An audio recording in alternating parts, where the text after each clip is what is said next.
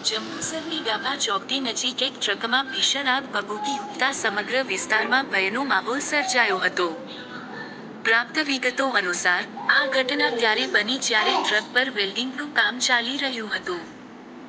Welding દરમિયાન તણખા ઉડતા અચાનક આગ લાગી હતી, જેણે જોતજોતામાં વિકરાળ સ્વરૂપ ધારણ કરી લીધું હતું.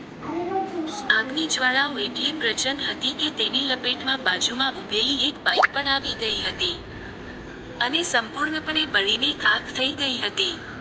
સ્થાનિક લોકોએ આગ પર કાબૂ મેળવવાનો પ્રયાસ કર્યો હતો, પરંતુ આગની તીવ્રતા સામે તેઓ લાચાર જણાયા હતા.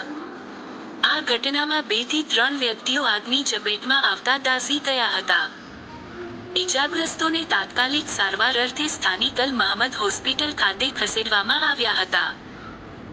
જે પૈકી 2 વ્યક્તિઓને પ્રાથમિક સારવાર બાદ રજા આપવામાં આવી છે, જ્યારે એક વ્યક્તિની હાલત ગંભીર જણાતા તેને વધુ સારવાર માટે વડોદરા રેફર કરવામાં આવ્યો હોવાની માહિતી મળી છે.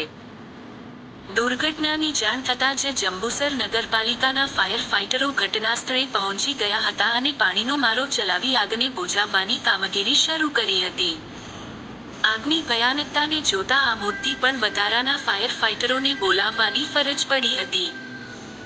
ભારે જહેમત બાદ આગ પર કાબૂ મેળવવામાં આવ્યો હતો, જોકે ત્યાં સુધીમાં ટ્રકનો મોટો હિસ્સો બળીને નષ્ટ થઈ ચૂક્યો હતો.